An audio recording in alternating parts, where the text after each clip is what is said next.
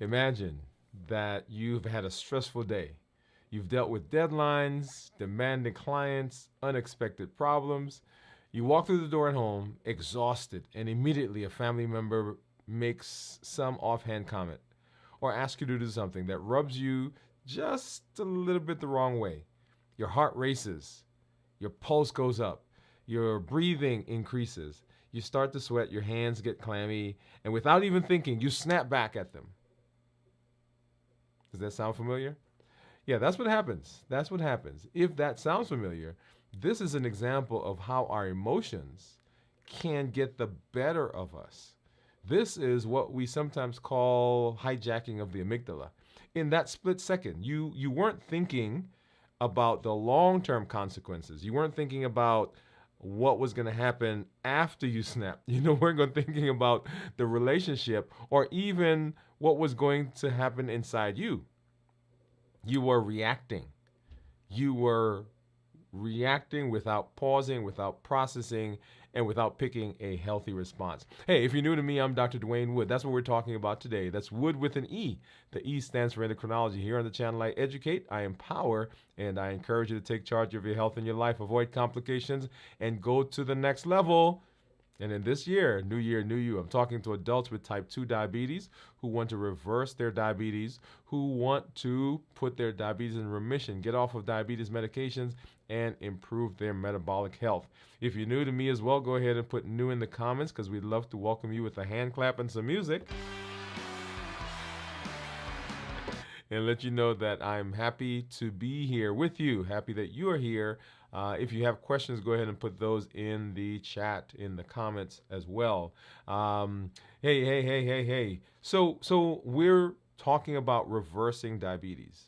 If you're new to the channel, if you're finding us for the first time, or if you're returning, remember that is the premise. That's what we're doing. And we have been walking through over the last several weeks the model called the C.O.P.E, C-O-P-E. Clarify, observe, process, or pause, process, and pick, and then execute. And so we are on component number 3, and that is the pause. This is about learning how to create space between the trigger and your response. Like that example I just gave, the trigger was the things that happened at work, and what ultimately caused the response was that thing that happened or what somebody said or how they rubbed you. But it's about creating space between the thing that happened, the emotion that occurred, and the response that you have. And so that's what we're going to be talking about today, because that has significant implications on how we process and how we end up dealing with our metabolism. Because as you know, a huge part of what we do is we buffer by eating. And so we're going to talk about that here as we get into the show. Hey, welcome. You guys know how we do. I've got some monitors that we're going to be looking at over here in just a minute off to the side. Let's see. There we are. Got some monitors here. I've got my report they're going to be taking a look at right here. And that is my Dexcom Clarity Report that we'll take a look to see what my blood sugars have been doing. I'm glad that you were here with me over the last several, roughly about a week. We've been off traveling, and you may have caught one of our streams, how to stay consistent while you were traveling. And where I was, there was horrible Wi-Fi and horrible internet. But I wanted to make sure that there was something that you guys had. So we continued, we recorded a few things, and then of course we had our video from the vault, and then this week in review. So hope you guys enjoyed that and are back in the saddle tonight to hang out with you. And I already see some of our community members that are out there. Let me go ahead and pop this one up. Let's see. Let's do this one right here. And I see Steve is saying hello. Teresa, hey, doctor, and everyone. And then, of course, Pamela is out there saying good evening to everyone. Glad that you guys are all here, our community members, as we move through the evening. So I want to, before we jump into our discussion for tonight and do some of the things we're going to do, I did get my blood work, and so I've got that. I've got my visit with my doctor coming up on Friday. And so we're going to come back and do and actually kind of review that with you guys at some point. So I did get it. Yay. I'm excited. Excited to share some of that with you. So we'll look at that. If you are out there and you're watching, I want you to be sure that you join us for our community meetup, which is going to be happening. And I told you guys that we were changing the date for that because we have something else that's going on. We usually do that on the fourth Thursday of the month, and what we'll do is the fourth Thursday is actually the 24th, and now that I'm thinking about it, we may end up doing that this week. Okay, let me double check my calendar because I'm looking at the calendar. I thought I had scheduled that for the 31st, but yeah, I'm seeing something on my calendar right now. But we'll come back. We'll let you know when that's going to be, and we will do that. In fact, what I may end up doing is maybe going through my blood work on in the community meetup. So if you come, if you're there, you get a chance to kind of see that. But let's go ahead and look at some of my blood sugars, look at my monitors, and then hop into our discussion for tonight. I do see another community member that's out there. So Grace, hey Grace, glad that you're here. She said, made it. Good evening, everyone. Glad that you are with us. So let's hop over and let's take a look at blood sugars. And I want to look at this is my Freestyle Libre, and you'll see there my blood sugar right now is 80, and that's 80 because my last meal was yesterday evening, and so I've actually started my fast for this week early, and you guys can imagine why I started. Why do you think I started the fast early? If you think go ahead and drop that in the chat in the comments. But I started my fast for this week early. So my blood sugar right now is 81 according to Libre, and then of course according to the Dexcom is 95. If I change to 12 hours, I could go here and I could run my finger, and you'll see as I do that, you'll see what my blood sugars have been running here over the course of today. Late in this afternoon, of course, down in the 100s, and then as we got earlier in the day, 120s, 130s. In the morning, 150s, 155, or thereabouts. Okay, so over the last 12 hours, 150, 155, and then down, of course, now where we are right now. Okay, so then let's take a look at my meters, and off to the side, as we normally do, I've got my Keto Mojo meter, and I've got my Contour. Let's go ahead and get a strip in those. And we normally do these, if you guys join us on our check-ins, of course, we'll be taking a look at these and going to a lot more depth. But I do want you to see as we look through these blood sugars, I want you to see what's been going on over the last several days. So I've got my Keto Mojo, which gives me blood sugar and ketones. And then let's just grab a Lancet from in here. Our handy dandy Lancet container. And I'm going to go ahead and open the ketone one as well because I don't want to have to stick myself twice. All right, so I got that ready. And then this is just a Lancet that's in here. So I turn the top off. And there's, you probably can, let me see if you can see the little needle. And I don't usually use the lancing device. I just take it and I just find a finger and I poke it. And of course these small ones hurt a lot more. So there we go. We got a good drop of blood. Get that started. Get that one started. And of course I need to keep the blood flowing. So 84 according to Keto Mojo. And what do you think my ketones are going to be, by the way? And 94 according to the Contour. Let me go ahead and put this in. And so I'm not quite 24 hours, by the way. Not quite 24 hours yet. And go ahead and get that one started. Okay. All right. And of course, I'm not going to show you what that looks like. We're going to hop over here. Um, so we're continuing our discussion. We're continuing our discussion on the COPE model. If you've not done so, make sure you get back over and take a look at the videos that we've done so far. We are in the third component of the COPE model, that is clarify, observe, pause, and then execute. So make sure you get over there and take a look. So let's hop to it. Let's hop to it. So and this is pausing, right? So we're pausing, choosing a healthy response. That's what we're talking about, choosing a healthy response. So you guys heard the story at the beginning, right? You heard the little intro that I did.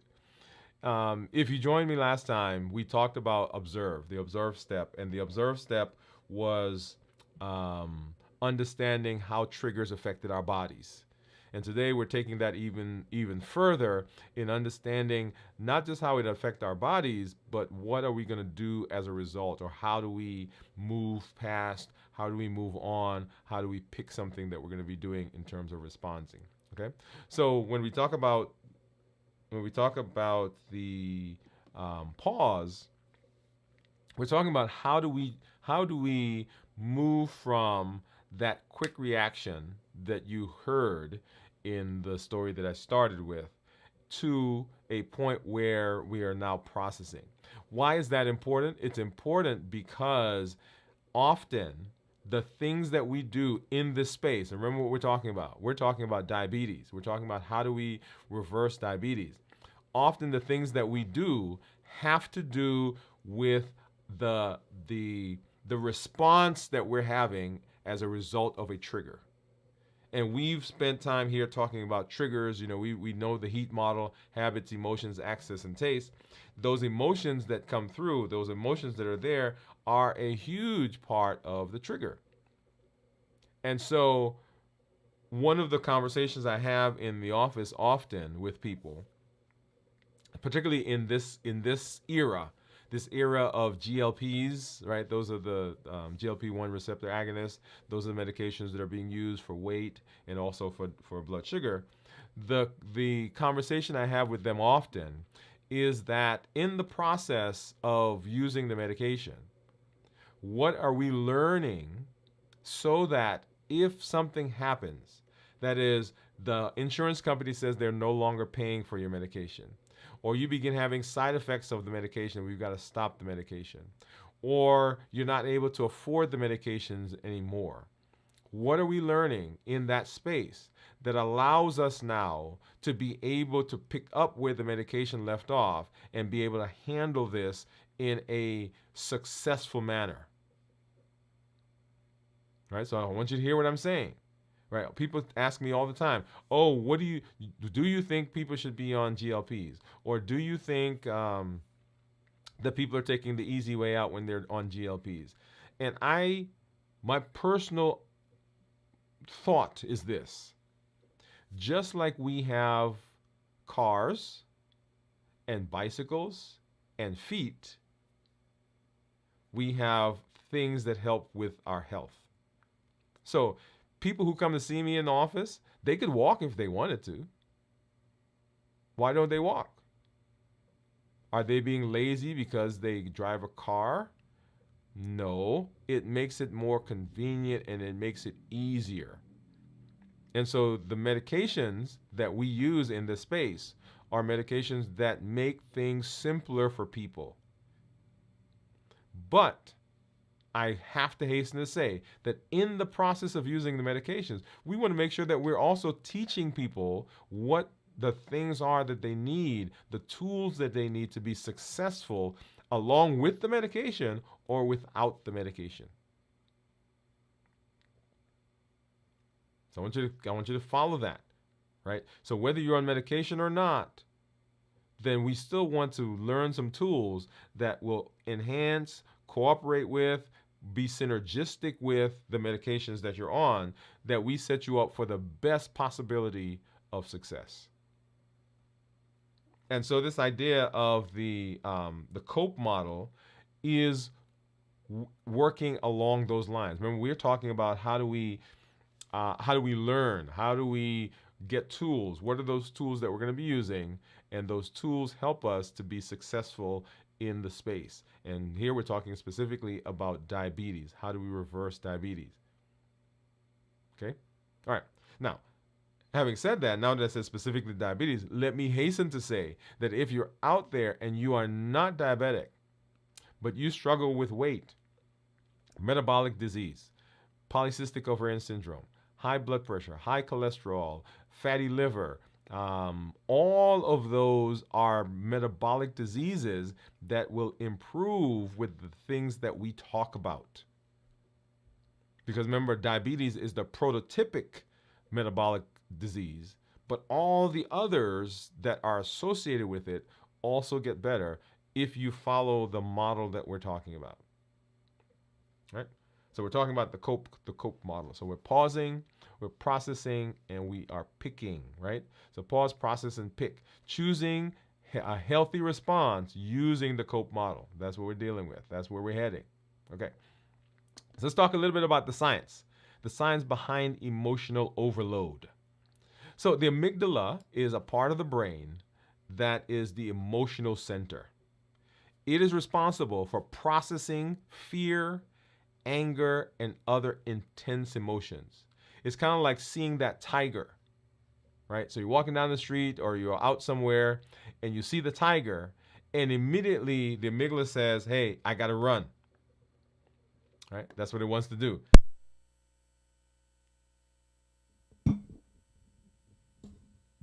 There we go. The amygdala says, hey, it's time for us to run. And so we are in that space. And let me make sure that I've got all of my. There we go. Okay. So the amygdala says, hey, we're gonna run because we need to get out of here. We see the tiger there, and we don't want to become tiger food. Okay, you guys got that? So that's the amygdala's job. Its job is to keep you safe. Its job is to protect you. And so it responds when it sees that tiger by saying, boom, let's go. Now, there is another part of the brain that has to sometimes take over. But the amygdala, that's the part of the brain that says, hey, we're doing this. Let's start running because we see that. When we're triggered by emotions, the amygdala sees those emotions just like a threat in real life. And when I say real life, I mean an actual physical threat. So when someone is mean to you, when someone yells at you, when you feel anxious, when you feel that anxiety that comes from public speaking, when you feel anxiety from going to see your doctor, when you feel anxiety over that conversation you had with your spouse or your brother or sister or mom or dad, those emotions show up and the amygdala sees them and it reacts to them just like it would react if you saw the tiger. And when the amygdala is activated, then it can short circuit some other parts.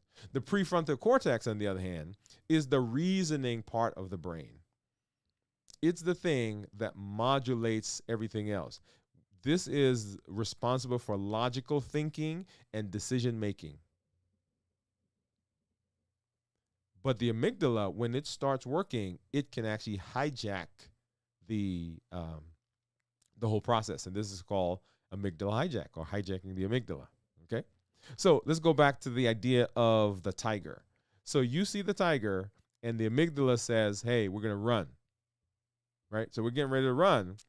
But the prefrontal cortex comes all along and says, hey, yeah, we can run. But remember that tiger is in a zoo. Notice what happened. The situation didn't change. The amygdala still saw the tiger, but the prefrontal cortex gave context. And so the context was, even though that tiger normally we would be running from it, we don't have to run because that tiger is in the zoo. Does that make sense? Right? So that's the amygdala and the prefrontal cortex. So why is emotional hijacking? Why is this harmful? Why can it be harmful? Well, for one, it's an instant reaction. We react based on emotions rather than rational thought. In that case, with the tiger, we're running down the street. Where we go to the zoo and we took off running down the street, only to realize, hey, we've wasted this energy. We didn't have to run. Now, people have got excited. If you're with your family, the family is going crazy, right? So that instant reaction, that instant response is what comes out when the amygdala is hijacked.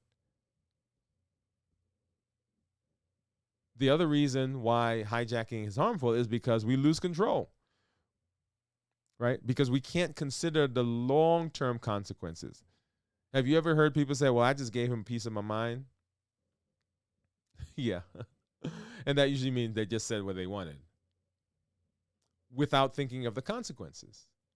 And there are immediate consequences and there are long-term consequences to all the things that we do. And when we react instead of responding, when we react out of the moment, then that has ramifications down the road. Now, remember that, and here's a big idea, a big thought. Just because you believe it to be so doesn't mean that it is so. And this goes back to what I talked about before. I said we all have emotions, and the emotions that we have are valid. No one can tell you that you should not have a particular emotion, right? Because your response to me is your response to me. Your response to that situation is your response to that situation. No one can take that away. No one can say you should not. So your reaction is your reaction. But just because you reacted that way doesn't mean that what you are reacting to is real.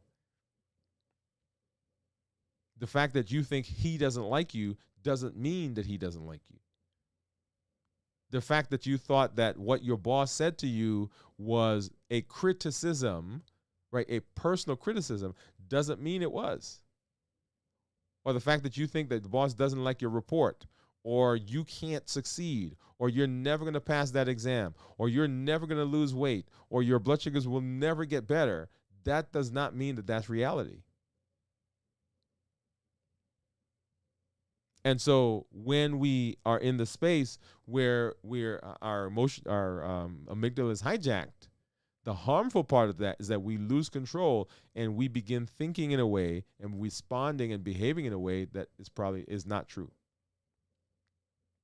Also, it damages relationships, like you saw when we talked about there at the top of the show, right? So you are in the process of damaging that relationship because of your response, emotional outbursts, impulsive actions. They can harm both professional and personal relationships because people now begin to see you and react to you in a different way.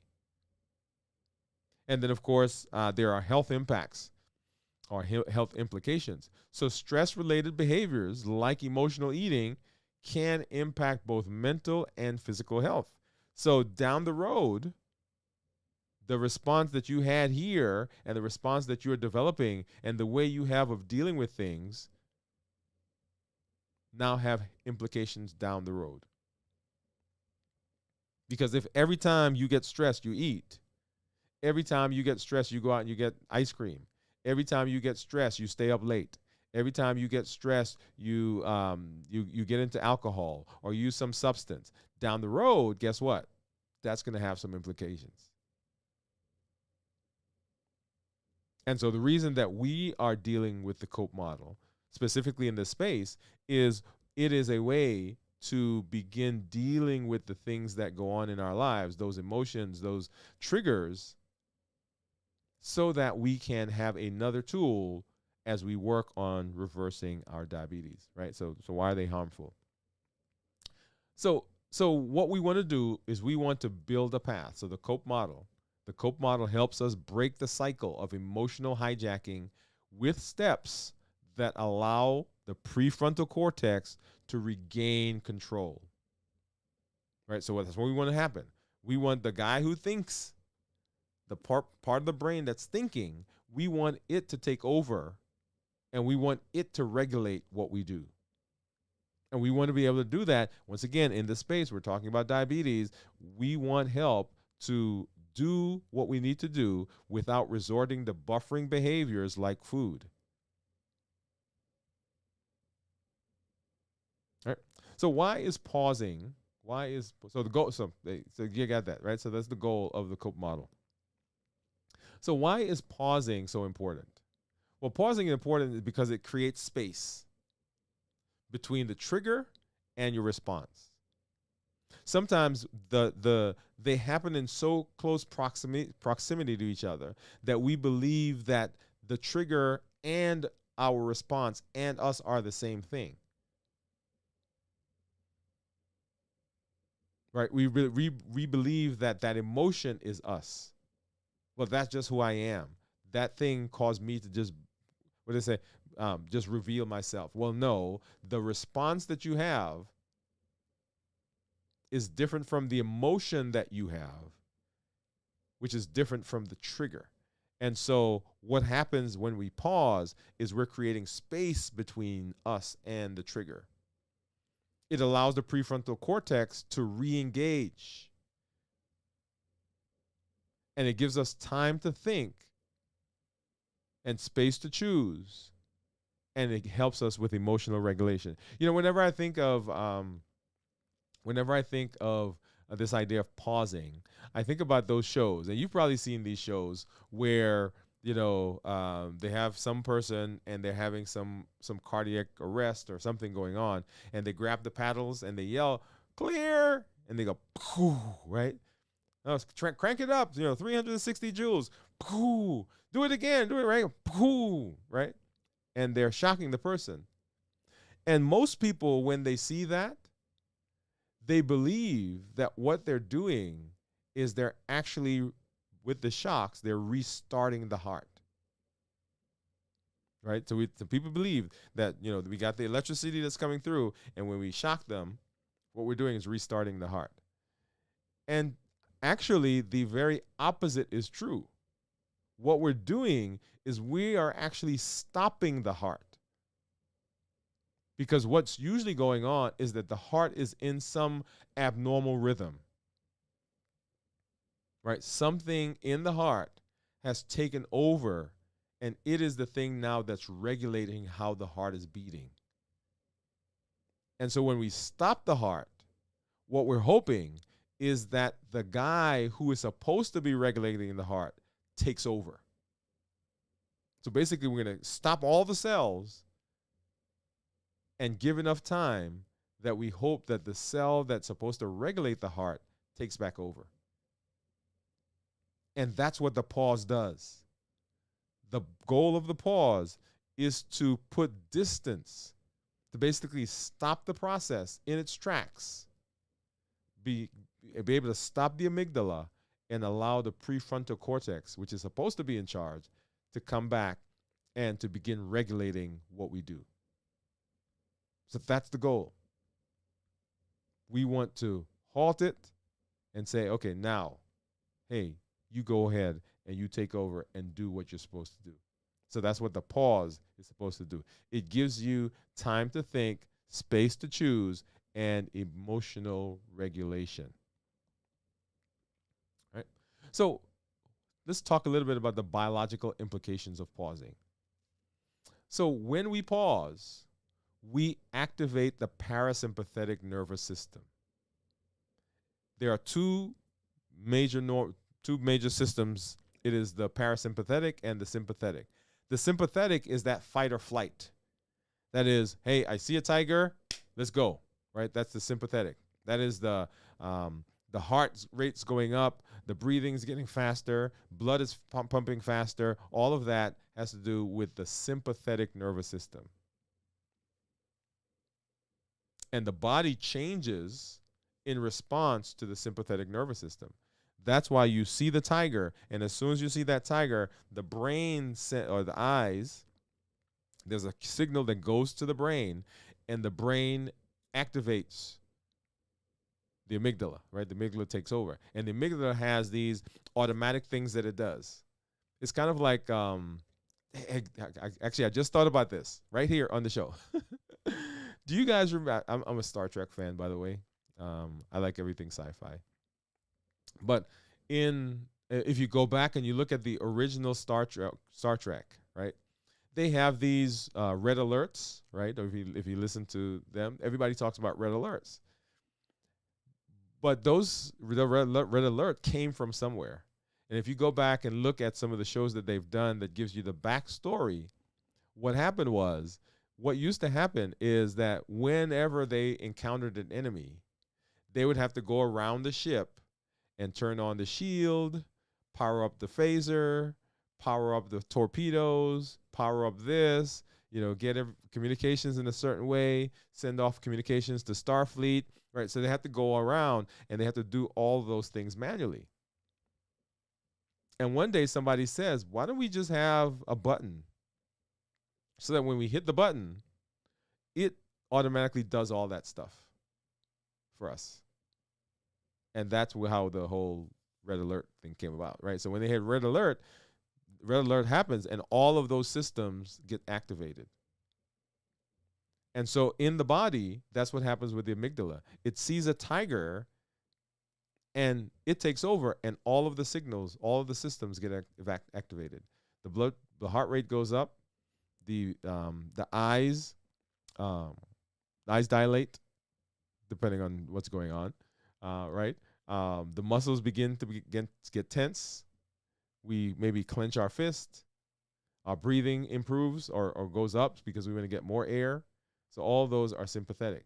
Well, on the opposite side of that is what's called the parasympathetic nervous system.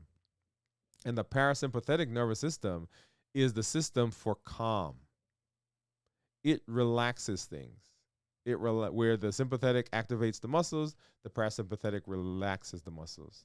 Where we get tense with the sympathetic, the parasympathetic gives us rest. And it's actually called, just like the sympathetic is called the fight or flight, this one is called the rest and digest. Rest, just kind of hanging out. Okay?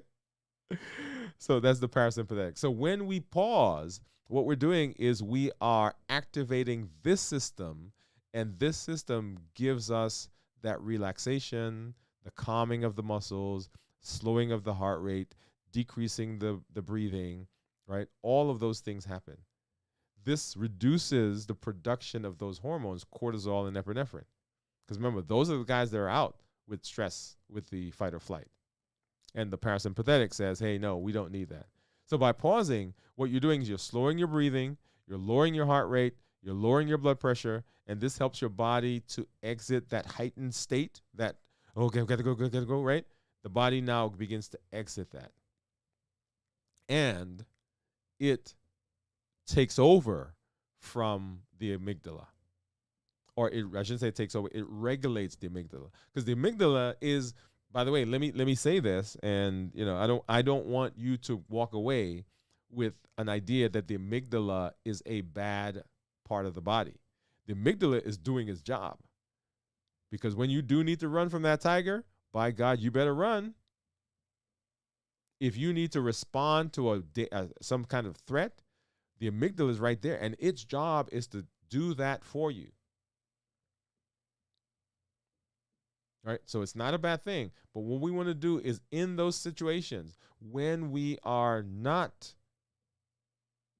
in those types of danger, we want to regulate. And even in times when we're in that danger, we know we want to regulate as well because we need to be able to think. And we'll make a point about that here in just a minute. Okay. So this helps the body exit the heightened state that's caused by the amygdala hijack. So how do we effectively pause in emotional moments? Now I'll tell you. So when I first got married, my wife and I went to a bunch of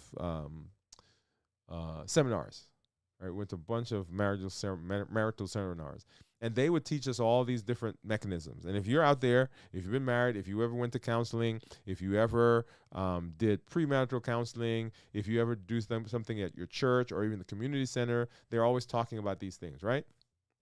And all of the mechanisms, all of the things that they teach us, I think they're amazing.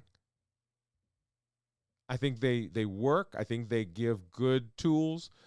Now, here's the problem I've always had, and here's the problem that we all have. That in that moment, we don't think about that thing. There was this thing that they taught us, and I forgot which seminar. I think it was down that we were in Birmingham, and it was called taking an order, right? So the whole idea behind it was that if you're having a disagreement with your significant other, that you would treat it kind of like being at a fast food restaurant. So you'd roll up, and the person that's taking the order, all they're doing is recording, right, what you want. Like, I want a hamburger, I want some fries, I want a milkshake or a Diet Coke, right? And the person giving the order, all they're doing is reading off the things that they want. Now, there's not supposed to be any emotion involved in that, right? So the person's taking the order, all they're supposed to do is take the order. And the person that's giving the order, all they're supposed to do is give what they want. Correct? Now, you all know that there are things that happen. For example, let me give you an example. Let's assume that I am giving the order, right, to my wife. Or you're giving the order to your wife, your husband, your mom, dad, whoever is in a relationship with you. And the person that's supposed to be recording, all they're doing is listening to what you're saying. They're supposed to be listening without any emotion.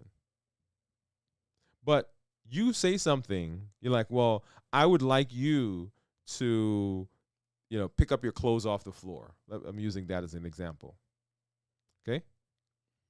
And the person that's listening to the order, all they're supposed to be doing is taking that and recording it without any emotion. But as soon as you say, I would like you to pick up your clothes off the floor, in their brain is like, well, you don't pick yours up. Right? So knows what happened.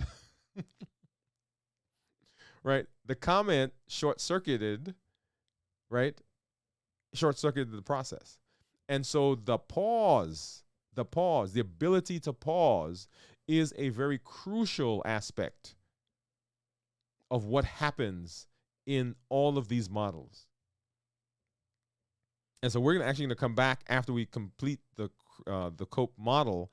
We're going to come back and do a specific show where we talk about pausing. Right? So lots of ways to do pausing.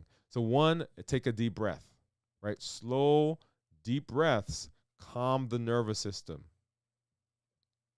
That's why they say take a breath before you engage, before you come back, before you say what you're going to say. Take a deep breath. Because when you do that, right, that pause, remember, we're interrupting the process. We're giving time so the prefrontal cortex now takes over. Count to 5. 1, 2, 3, 4, 5, 6, 7, 8, 9, 10.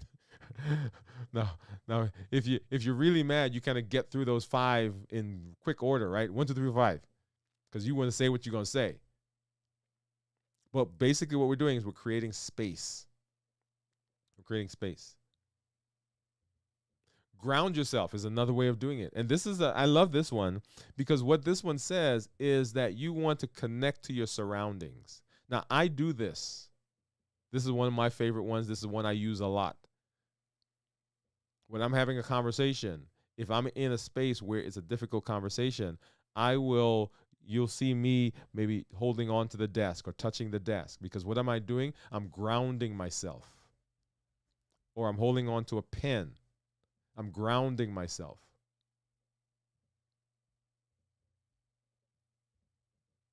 Right?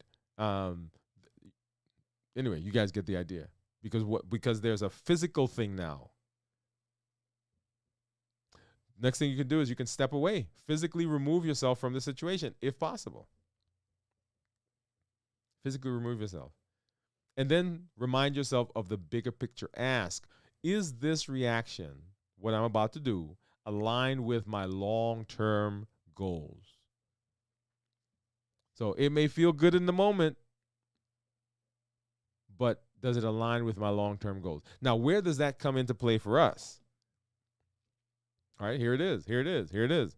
That ice cream, sure enough, felt good right then. That chocolate. As a matter of fact, I was away this weekend, and a situation came up, and I went downstairs, and I got some chocolate. Yeah, it happens. Right? So does that align with what my ultimate goal is? Now, let me say, there's nothing wrong with chocolate, right? So there's nothing wrong with chocolate, but the chocolate was being used in a way it should not have been used. It was being used as a buffer. And remember, we're trying to get away from it. We're not trying. We are getting away from buffering. We're not buffering anymore. We're coping. Okay. All right. So remind yourself of the big picture. So why do I need to process? Right. So we said pause. Process is the next part of the P.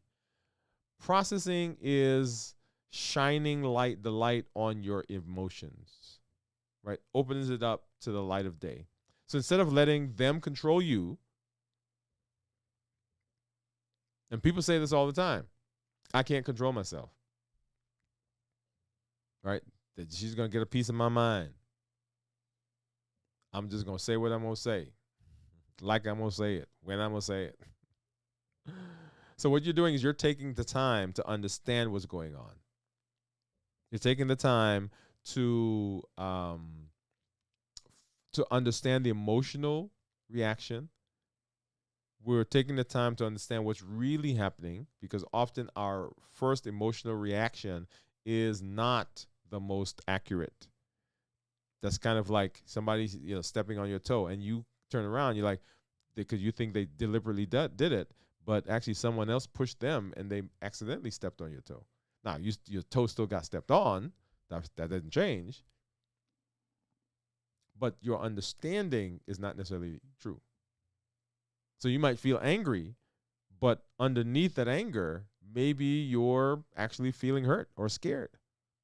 And people respond in different ways. If they don't understand the feeling, if they don't understand the emotions that's going on, then that can cause problem. And in our case, we're talking about eating. Right? And you guys know my thing, right? So I am a ice creamaholic. Is there such a thing? People talk about chocoholics. I'm an ice creamaholic and a juiceaholic. I think I'm gonna claim those two. Those are my things right there. Ice creamaholic and a juiceaholic. So that's what processing means, right? So processing, how do we do that? We acknowledge our emotions, right? We name it. We're feeling angry, we're feeling hurt, we're feeling depressed, we're feeling whatever it is. We explore the cause, right? So, hey, because she said this to me, or because I did not get the validation, or because I'm feeling insecure, or because I'm afraid, now I have this feeling, right? That's the emotion. And then we decide what's important. Reflect on what matters, because we're going to come to that in just a minute. What matters most? Preserving the relationship, reducing the stress, addressing long-term goals, all those things we got to be thinking. Okay, a couple of points that we'll make here in just a minute. So questions. What do we want to ask? What am I really feeling? What triggered this emotion? Is this about the present or something that happened in the past? What's most important in this situation? Okay. And how do we go about choosing a healthy response? So now we've paused, and that I spend a lot of time on pause, because pause is the crux. That is the thing that sets us up for success. The processing is really just kind of looking to see, okay, what happened? What is my feeling? What am I responding to? Making sure you're understanding it. And then now We're going to choose a response. So what outcome do you want? Because depending on the outcome, that's going to be the thing that you choose, right? So if you've processed and you're like, man, John has been getting on my nerves all the time, and I really need him to stop, and I'm not really concerned about this relationship. Maybe you choose one one response. Or, man, this is my wife, this is my husband, this is my mom, this is my dad. They keep doing this thing, but I really need to explain to them, and I really want to preserve this relationship. You approach that in a totally different way. The next question is, what does it serve? Does it serve you in the long term? Will this benefit you, or will it create more problems? Now, this is the one that I think sometimes people get confused with. This is not an avoidance, because often we have that thought in our head. Will this benefit me, or is it going to cause more problems? And we ultimately decide that we are going to ignore it because we don't want to cause a problem. That's not what we're saying here. What we're saying is you are choosing a method, a way to respond that ultimately is going to lead to an improvement in the long term. It may not lead to an improvement in the short term. So when you feel like you want to have that ice cream in the short term, and I keep taking ice cream because that's my thing, right? So you got some other stuff, drop it in the comments. What's your thing? I know somebody's out there with chocolate. Actually, I see somebody out there with nuts. Right, so what's your thing? Drop it in the comments. So yes, the chocolate right now. Yes, the ice cream right now. Yes, the brownie. Yes, the fudge. Yes, the candy right now is going to make me in this moment feel better. But in the long run, it's not. It's actually going to cause more problems. So if that's the case, if I'm evaluating with this question, then the ice cream is not the answer. Does it align with your values? Does this reflect who you want to be? The successes that we have are the stories that we tell. Find me someone who's telling a good story about themselves, a successful story about themselves, and I'll find you someone who's successful. So I am a content creator. I am an endocrinologist. I am in the process of reversing my diabetes. I am improving my metabolic health. I am someone who eats ice cream when I choose to eat ice cream, not as a buffering behavior. I eat it for enjoyment. So the things that we tell ourselves, the stories that we tell ourselves, dictate what happens. So does this reflect who you want to be? So what coping mechanism can you use? And we're going to come back. It says from your toolbox, right? So what are the coping mechanisms? Go for a walk. Go for a jog. Call a friend and go talk with them. Do some meditation. Do yoga. Right? And there's a whole list that we'll kind of go through. But something from your bag, something from your toolbox is what you're going to pull out to deal with that situation. So because you got upset at work, or because something happens to you at work and you walk home and somebody says something to you, then that moment you're going to pause. Okay, I'm pausing, I'm breathing, I'm stepping back, taking a step back. Okay, what's going on? Why am I so upset at her? Why am I so upset at him? Oh, that's because John, my boss, today really chewed me out for doing this thing. And I'm feeling right now angry, and I'm feeling frustrated, and I couldn't take it out on John, so now it's coming out here. Now, all of this is going on in your mind at the time. Now, we'll talk about the sequence of all this in another show, but you get the idea. That's what's going on in that moment. And I choose to say, honey, can you give me a minute? I'll be right back. I just need to decompress for a little bit. And I get out and I go walking around the block or jogging or whatever I'm going to do. I'll call a friend. So I choose that thing and now I come back. So I didn't yell at them, and I didn't, on the way out of the garage, grab the ice cream. And then the other thing is it balanced? Is the response balanced? So we want to avoid extremes. We don't want to ignore it, and we don't want to overreact. Either of those is wrong. I should say wrong. It's an inappropriate way of managing. We don't want to do these extremes. Because if you ignore it, guess what? Then in that moment, things may seem better. There's no big blow up. You don't eat ice cream. Whatever that thing happened. But tonight sometime, when those emotions start to get to you, when you feel like you have not been heard, when you feel like, oh, this is unfair, when you feel like I always have to give in.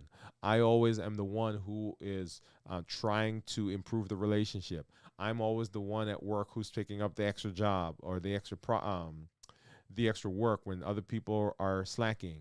I'm always the one. I can't get ahead. I can't be successful. My weight is not going the way I want it to go. My blood sugars are not improving like I thought they were going to improve. I didn't get off the medication. My blood pressure is still high. My cholesterol is still high when I went to the doctor. Whatever the thing is, if you ignore it in that moment, those emotions, they have not gone away.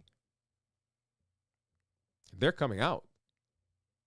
So we don't want to ignore it. And then we don't want to be over the top in our response. So we want to choose an appropriate response for where we are heading. Okay? So let's run through. I want to talk a couple of scenarios. So scenarios from work. All right, so a colleague criticizes your work. Colleague criticizes your work. Number one, you're going to pause. Right? So take a deep breath. Don't respond right away. You're going to process, realize that you're feeling disrespected, but you want constructive feedback. And so what I'm going to do is I'm going to pick something that aligns with who I want to be, what I want to happen, and the eventuality of this situation. So I ask for clarification on the feedback that they gave instead of reacting defensively. When I paused, when I took that breath, I stopped the amygdala and allowed the prefrontal cortex to take over. You guys got that? Okay, here's another one.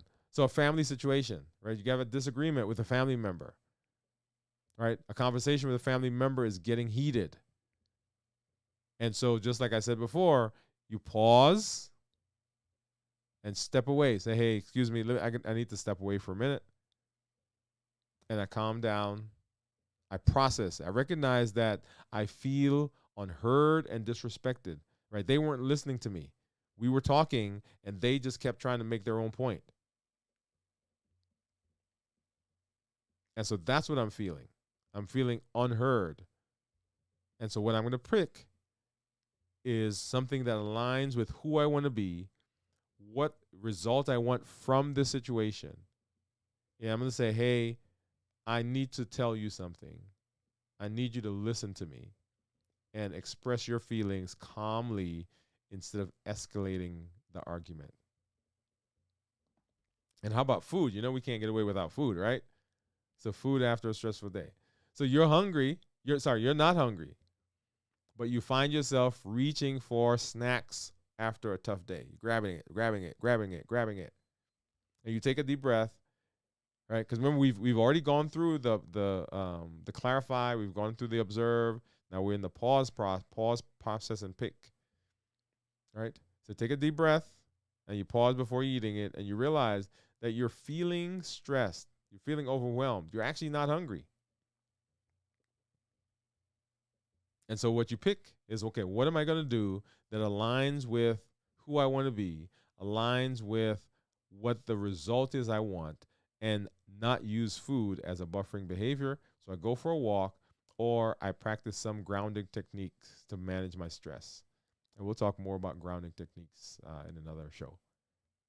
That is the idea of, okay, so things like there's one that says you find 5 things in the room that you're going to look at.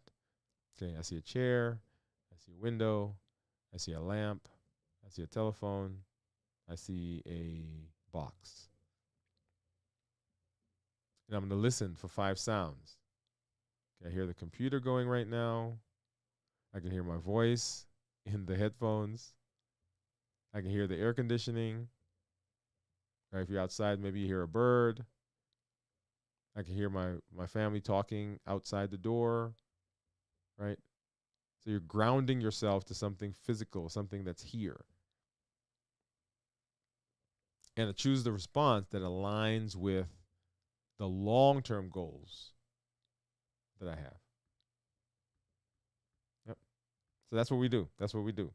What I want to say, a couple of points that I do want to make is that every component of the C.O.P.E model begins with pause. Let me say that again. Every component of the C.O.P.E model begins with a pause. It has to begin with a pause. Because what we have to do is we have to get the amygdala to give way to the prefrontal cortex. Otherwise, the amygdala is on its own. It's doing its own thing. So the interruption has to happen in every single component so that when the situation happens, right, before we can clarify, because I want you to think about this, right? Because if you're in the middle of something that's really got you going, at that moment, you're not really thinking about, well, let me see. Let me clarify exactly what's going on here. Yep, that's not going through your brain. So there has to be a pause. And when we get to the observe, right, we're pausing again because we want to make sure that we're understanding what's happening, right? As I'm getting ready to think about my body, what's going on in my head and my arms and my shoulders, where am I feeling this thing? What emotion am I actually feeling? I've got to pause to understand that everything and make sure everything is aligned. And of course, the pause, right? It's a pause, process, and pick, right? So pausing to really kind of look at everything, take another bird's eye view of everything. I'm processing it. Okay, why am I feeling this way? What's going on? And now I'm getting ready to pick something. Hey, what am I going to pick? In order for you to be in that space, you have to have pause. And we'll talk about pause again before we execute. But every component of the C.O.P.E model begins with a pause. That's why pausing is so important. Now, here's the thing. And we'll make this when we actually do a show on pausing. Pausing is not natural. Let me pause there. Pausing is not natural. Your amygdala is ready to go. And in order for this to become second nature, you have to practice. Because in the moment, it's going to be difficult. In the moment, the amygdala is going, your adrenaline is going, cortisol is high, right? Your heart rate's going on, your fists are clenched, your teeth are clenched, and everything is ready for a fight. And in that moment, it's hard to think about coping because you're ready in that moment to eat the ice cream. You're ready to give them the piece of your mind. You're ready to drive across town to get that chocolate. You're ready to make that pasta. You're ready to grab that muffin. So in that moment is not the time for the pause. You have to have been practicing this before, which means that throughout your days, throughout times when you are not in the process of eating and responding to that, you've got to be practicing, taking time, putting it on. I've got on my calendar, right? I've got an alarm that goes off 3 times a day. It says, "Are you willing at this time to do what it takes to be successful?" And it gives me a pause. And it's not like I take 10, 5, 12 minutes. It's like that reminds me in that moment, okay, let me practice my breathing. Let me take a breath right now. Let me work on my mindfulness in this moment. And the more you do this, this is that neuroplasticity, right? What you're doing is you're building connections so that when the situation happens, the amygdala may initially try to jump in there. But because you have been practicing, because you've been working on this, one of the other options that shows up is the pause.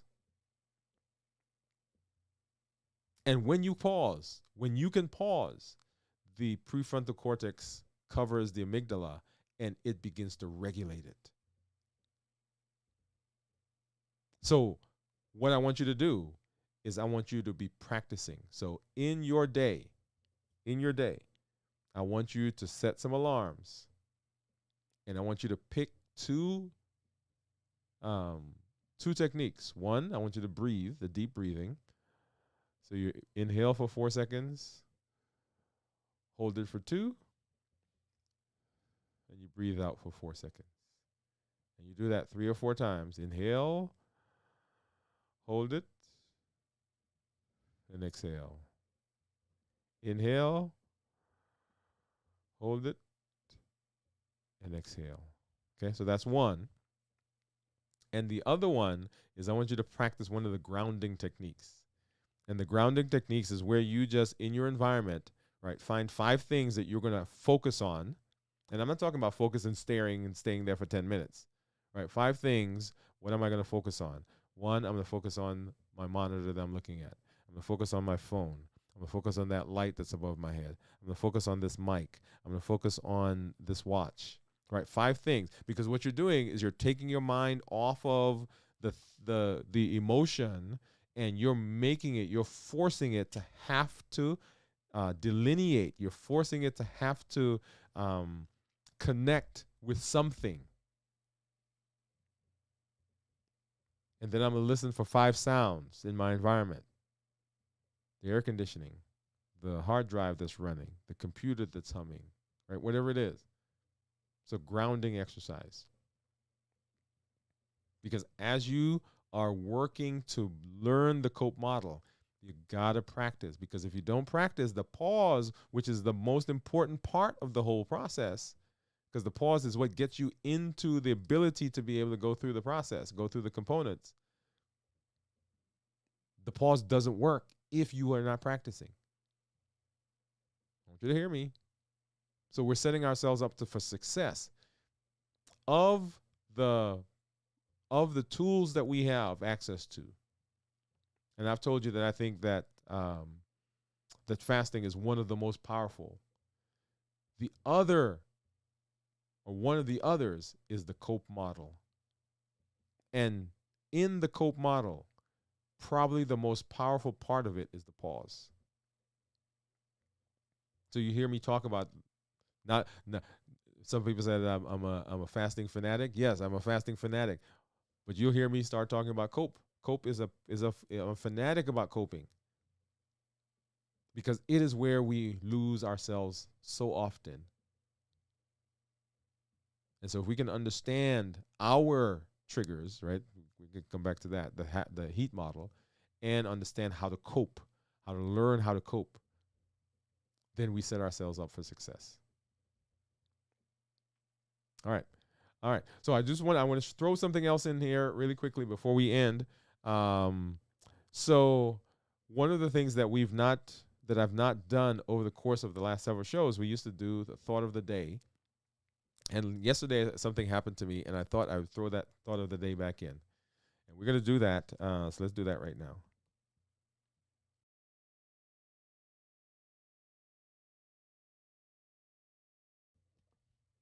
So yesterday I went to the grocery store and I got out of my car and I was walking into the store and had my phone with me, and I looked at something and stuck it in my pocket, and I'm walking and there's an empty parking spot.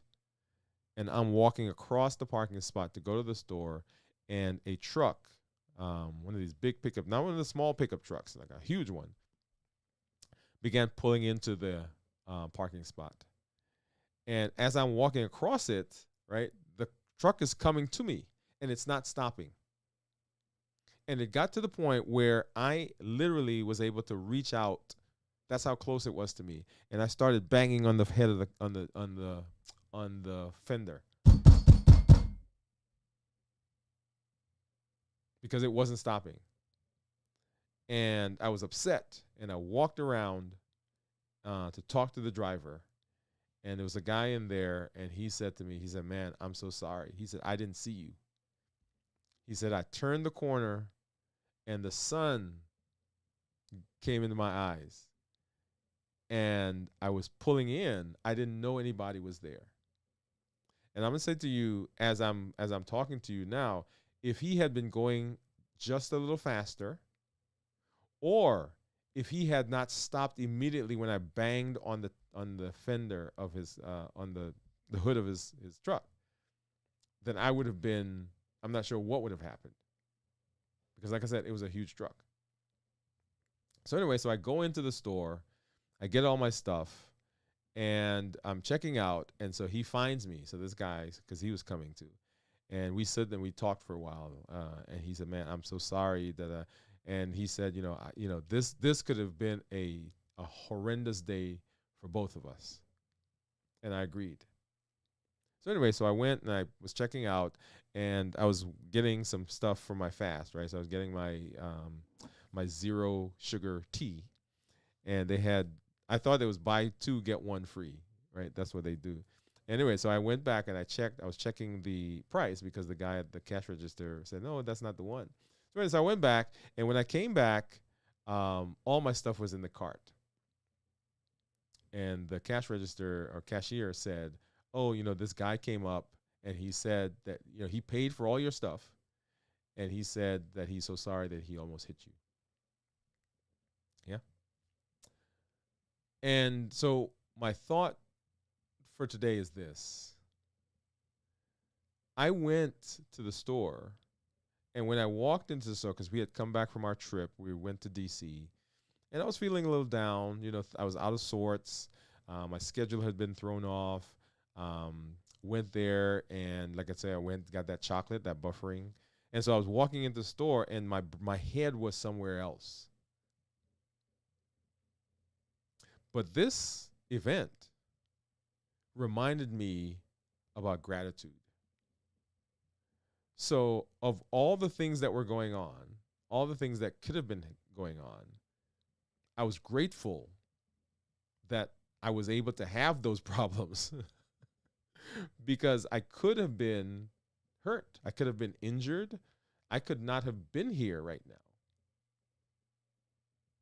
And so often there are things that are going on, and I don't want to negate anything that's happening in your life right now.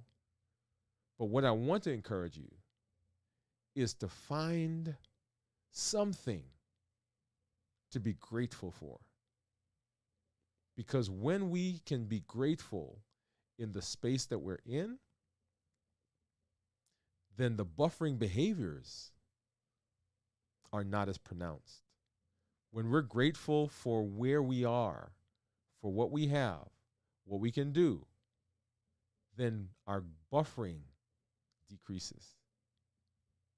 So I'm so excited that I get a chance to spend time with you, to get to hang out with you, and to be in this space because I'm grateful for what I have. I'm grateful that I am alive. I'm grateful that guy stopped when I banged on his truck. And I'm also grateful that he came in and we were able to talk and just have a conversation because I think it enriched his life, it enriched my life, and I'm sharing that with you right now, and I'm hoping that that experience enriches you because gratefulness is a key to our success. And that is our thought for today.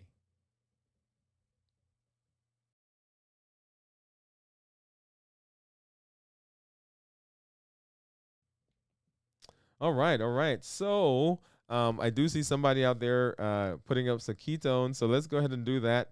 Um, and let's see. Yeah, Steve gave a guess.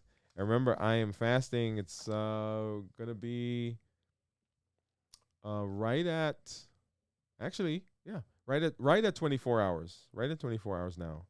So let's go ahead and pull that over really quickly, and so we could take a look at what my ketones are. Steve said he thinks it's going to be zero point 0.6. So let's go ahead and put that on and go ahead and get that synced. And drum roll, please. Okay,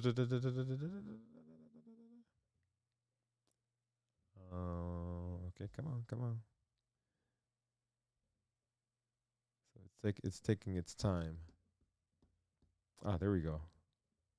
And so 84 is my blood sugar and zero point 0.3 my ketones. All right.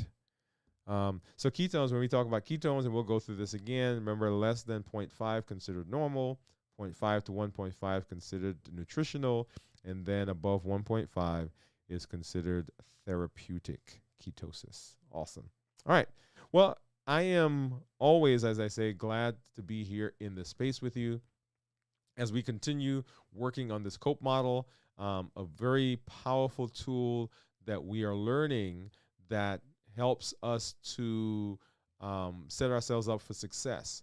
Remember, our model, our pillars, right? Decrease insulin, suppress appetite, reduce sugar. Much of that has to do with triggers. Much of that has to do with triggers. And so here is a tool that we have that we can now apply to the process of helping us to overcome some of those triggers and to deal with the situations that cause us distress. Awesome. All right. Well, I'm glad that you have been with me here. I am going to go ahead and let's say that I'll send a message out, and we'll talk more as I do my check-ins. So we won't do the community meetup today. I think I'll keep it on the 31st. So we'll push it back 1 week. Remember, we usually do it on the fourth Thursday. We're gonna push that back a little bit, and we'll do it later in the month, and we'll send that information out. But if you've not already done so, go ahead and sign up. It is the same link that we've been using, and I thought I had that here, and here it is. I'm going to put that in the chat. But it's the same link that we've been using. So go ahead and make sure that you sign up for that. There it is. Okay, yeah. All right. So thank you for being with me. Thank you for hanging out. Thank you for being in the space. Remember, this is Dr. Dwain Woode. That's Wood with an E. The E stands for endocrinology. Here on the channel, I educate, I empower, and I encourage you to take charge of your health in your life, avoid complications, and go to the next level in this year. New year, new you. We will see you later on in our check-ins. We'll see you on Saturday night for Video from the Vault, and then on Sunday morning for This Week in Review. But don't leave, or don't leave us this week, because we will be doing our check-ins as we continue our fasting, as that amazing tool that helps us put our diabetes in remission and reverse our diabetes. Good night, everybody.